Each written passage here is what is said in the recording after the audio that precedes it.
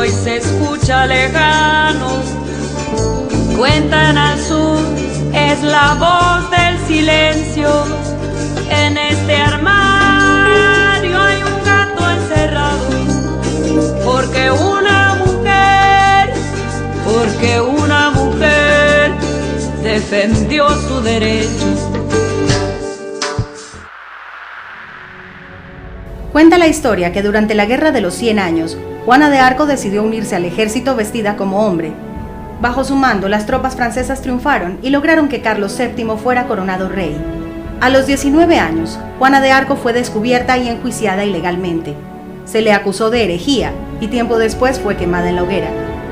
Como Juana de Arco, muchas fueron las mujeres que ocultaron su identidad para enfilarse en la milicia y en otros escenarios de la vida religiosa y científica, pues tener acceso a la educación era cosa de varones, y el papel de la mujer estaba relegado a las labores del hogar y al cuidado de los hijos. Poco a poco, las mujeres se dieron cuenta de que no podían darse el lujo de depender financieramente de los hombres, y de que su destino no estaba restringido a criar hijos, cuidar hogares y aceptar la sumisión a los requerimientos del marido impuestos a la fuerza. Cambios que se han nutrido gracias a la evolución de las costumbres en el hemisferio occidental. Esta rebeldía trajo como consecuencia cambios y logros en las mujeres colombianas. Durante un periodo de 30 años, desde que las mujeres colombianas obtuvieron el sufragio, su participación en la política fue esporádica e insignificante. Solo después de la Constituyente de 1991, con la inclusión de la Ley de Cuotas y su posterior reglamentación, las mujeres colombianas han incursionado fuertemente en la política y en las posiciones de liderazgo en el país. En 1988, en el Congreso Mundial de la Federación Internacional de Abogadas, FIDA, celebrado en Ghana, Colombia obtuvo la presidencia y como resultado se organizó en 1990 la Conferencia Mundial en Cartagena, Colombia. Se estableció como hecho que la mujer como grupo solo llegaría a las altas posiciones del gobierno si se le daba una ayuda legal y constitucional.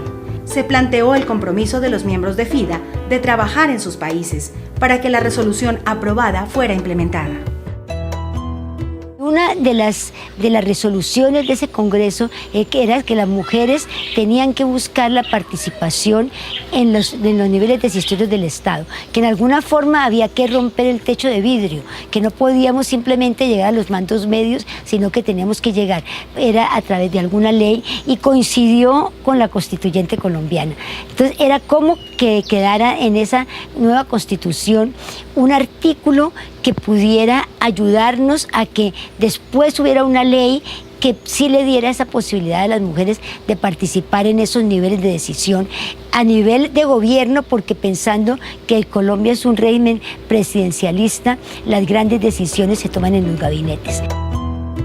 El cabildeo era primero tratar de que nos abrieran la puerta de la Constituyente, porque allí cualquier perico de los palotes no podía aparecerse. Era simplemente lograr convencer a los porteros que nos dieran la posibilidad de entrar. Y nosotros llegamos desde muy temprano con una sombrilla rosada. Nos parábamos en la puerta esperando a ver a quién podíamos ver por allá, atisbarlo y decirle: ve, ¿por qué no nos ayudas para ver si nos dejan entrar? Hicimos manifestaciones, salimos a la plaza pública a demandar, a pedir que los derechos de las mujeres fueran contemplados dentro de la Constitución del 91. Sin estos esfuerzos y estas voces de las mujeres no hubiera sido posible tener lo que hay hoy en esa Constitución. Además, no solamente trabajamos con mujeres, sino que nos fuimos a Bogotá, hicimos numerosos viajes a trabajar con los constituyentes. Me acuerdo las reuniones con el doctor Rodrigo Lloreda y con muchos otros a quienes les decíamos que si nos ayudaban a poner ese inciso en esa Constitución, entonces nosotros íbamos a apoyarlos, y ellos todos decían al principio que sí, pero nosotros no teníamos la garantía. Y obviamente siempre escuchábamos las cosas que siempre dicen: no, aquí estas mujeres que no hacen sino molestar y molestar, porque mucha gente dice: no, si las mujeres ven alrededor y creen que como las cosas están bien, y esa es parte, digamos, del problema, que las mujeres necesitan ocupar otro espacio en su vida personal, en la vida familiar, en la sociedad, en la vida política. Realmente se hizo un gran trabajo por la mujer. a pesar de esa escasa representación, gracias a los movimientos femeninos, las organizaciones que estuvieron en todo momento en contacto con constituyentes y haciendo valer los derechos de la mujer. Y en ese sentido, pues lo medular de la Constitución es el derecho a la igualdad, que está en el artículo 13, expresamente, que no puede haber ningún tipo de discriminación por sexo, y la obligatoriedad del Estado de proteger a los grupos de población o a las personas que estén en condiciones de vulnerabilidad o de debilidad manifiesta.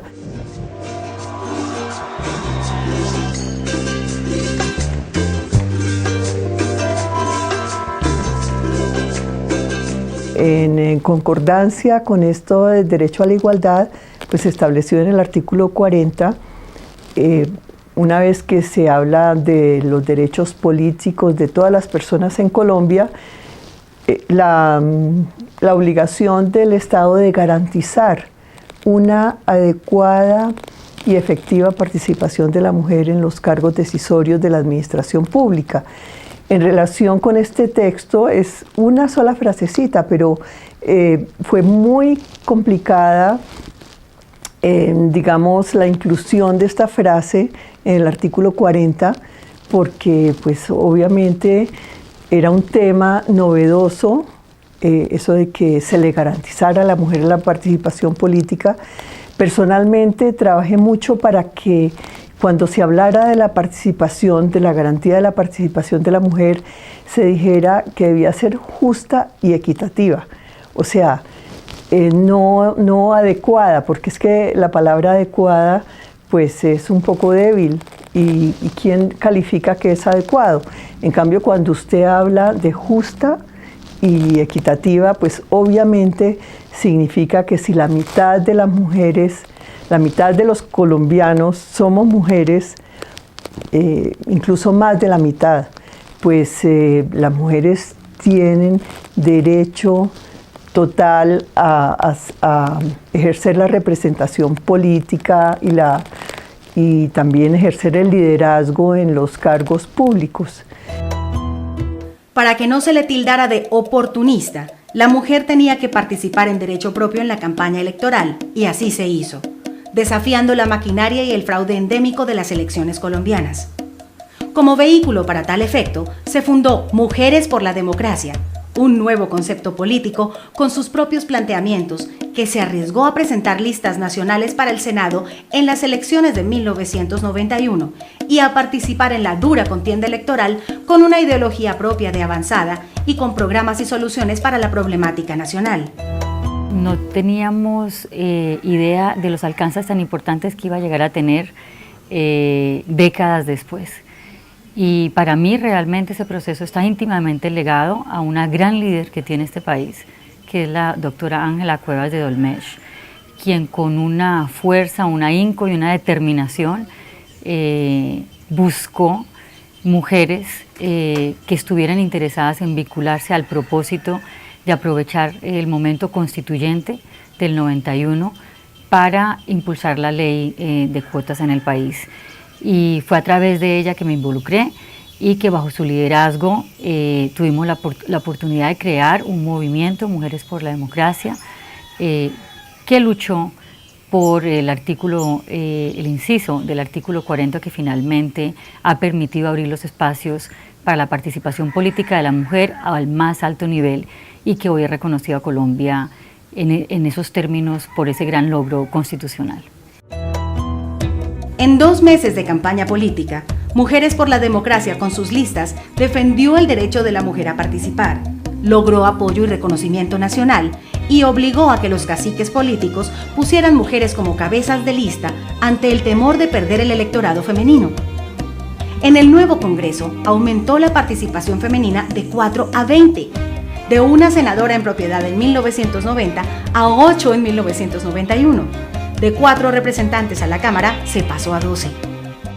Bueno, el proyecto fue estudiado en la Cámara de Representantes inicialmente Yo estuve en el Congreso del año 90 al año 98 y me correspondió ser la ponente.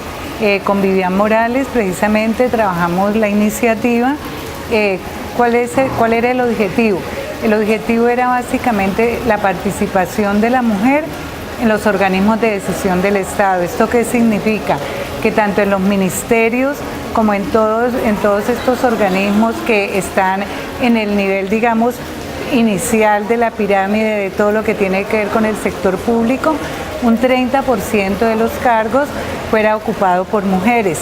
Esto es un concepto de discriminación positiva, que significa que para grupos minoritarios a los cuales no se les reconoce sus derechos, entonces se debe establecer normas, mientras efectivamente esto se da naturalmente en las sociedades. El movimiento que surgió con la Constituyente y que logró la participación importante de mujeres en el Congreso, tuvo además 9 años más de lucha antes de que el artículo 40 fuera reglamentado y se convirtiera en ley de la República. El camino en el Congreso fue igual de tortuoso que en la Constituyente, solo que mucho más largo, y finalmente fue Vivian Morales la ponente que logró, más por cansancio y perseverancia que por otra razón, la aprobación de la Ley 581 del año 2000. Antes de la ley de cuotas había una especie de prejuicio sobre que la mujer no llegaba a los espacios públicos porque le faltaba preparación, porque no tenía la competencia. Mediante la discusión de esta ley, que duré trabajándola 6 años en el Congreso, se logró, digamos, poner sobre blanco y negro que la mujer no llegaba a esos cargos por obstáculos, por una cultura patriarcal, porque la mujer ya estaba en la universidad, la mujer hacía maestrías, pero no tenía el acceso ni a las altas cortes ni a los puestos de dirección del Estado, y eso es lo que la ley de cuotas logró que la mujer llegara a esos espacios. Hoy ya es inimaginable que, por ejemplo, vaya una terna para la elección de un magistrado en la corte o magistrada sin que incluya el nombre de una mujer. La Ley 581 del año 2000 reglamenta la participación de la mujer en los niveles de decisión de las diferentes ramas del poder público, tanto a nivel nacional como a nivel departamental, regional, provincial, distrital y municipal. Pero, ¿realmente se cumple? La ley trae mecanismos. Dice que es una falta disciplinaria para el funcionario que no nombre, dando por lo menos la tercera parte en los niveles directivos de las entidades, o al presidente de la República, o a los gobernadores o a los alcaldes. Si no se nombra la tercera parte en los cargos directivos de mujeres, es una falta grave. Y una falta grave, creo que causal de mala conducta, dice la ley, lo que significaría que de insistir en esa conducta es una causal de destitución. Pero hasta ahora no hay ningún funcionario destituido en Colombia.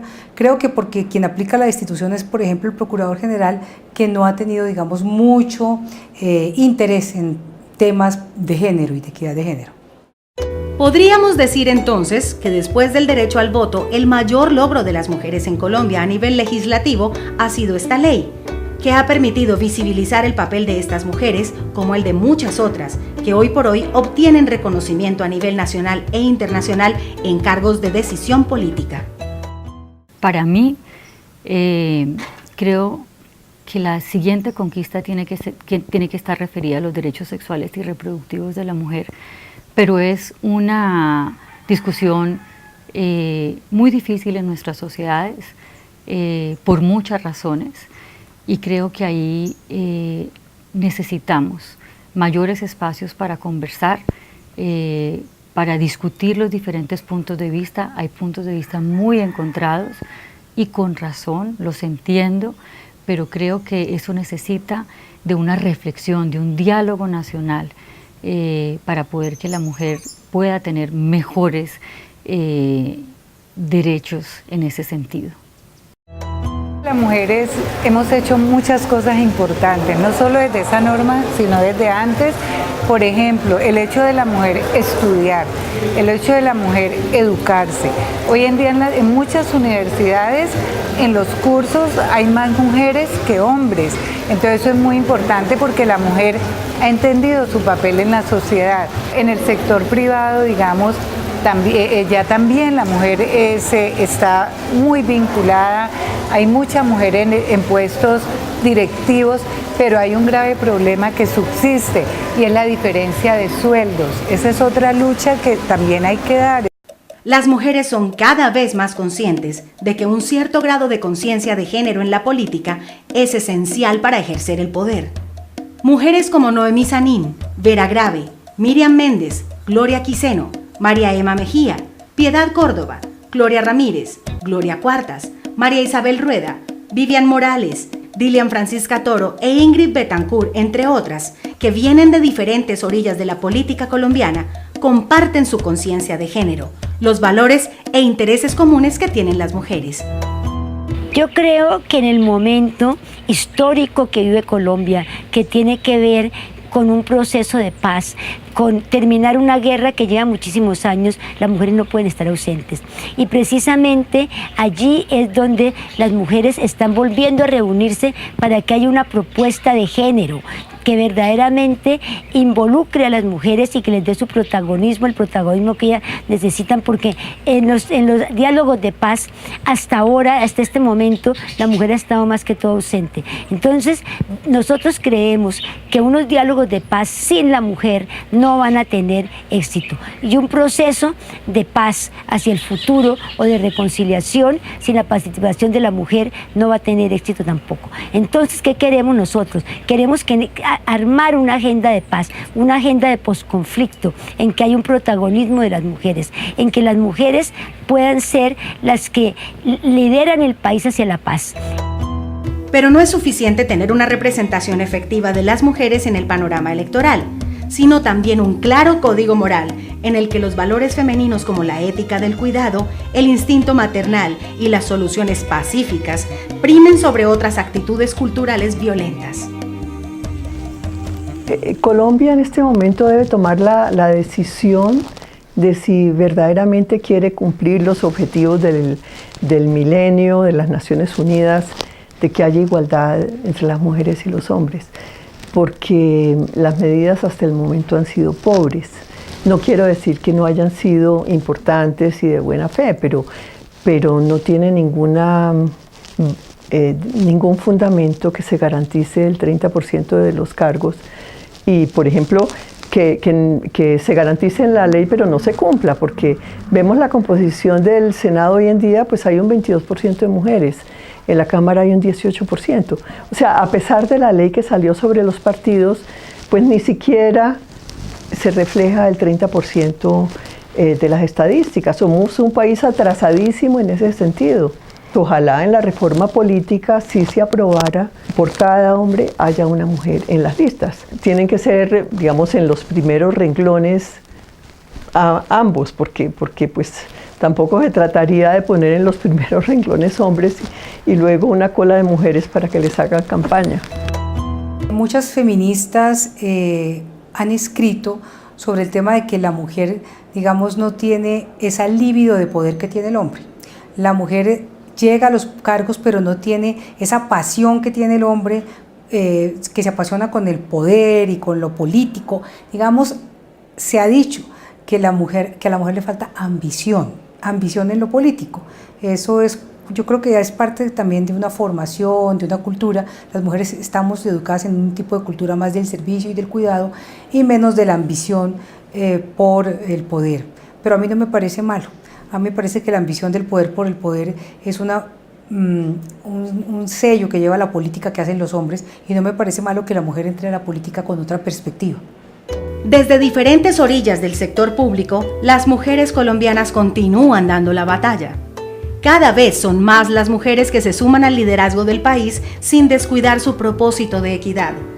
Lo que viene ahora es una aspiración, y es que las listas al Congreso y a las corporaciones públicas sean 50 y 50, mitad hombres, mitad mujeres, para que en las corporaciones públicas la representación que hoy apenas es del 20% llegue a ser del 50%. Esto no se logrará en un periodo, porque además hay que incentivar por parte de los partidos la participación de las mujeres, educarlas, para lo público. Los partidos encuentran dificultad en hacer las listas y en encontrar todas estas mujeres porque no están muy vinculadas con lo público. Entonces será una cosa de transición, esperamos que en el 2018 sea una lista integrada 2-1-2-1 y para el 2022 una lista del 50 hombres y 50 mujeres. Según un informe denominado La mujer en la gestión empresarial, presentado por la OIT, Colombia ocupa el segundo lugar después de Jamaica en el escalafón de los países con mayor porcentaje de mujeres en cargos directivos. No obstante, se estima que la mujer será la fuente principal del crecimiento económico en el futuro próximo. Esto es tan solo el inicio, y lo que viene para Colombia es grande. De la montaña se escucha la voz de un rayo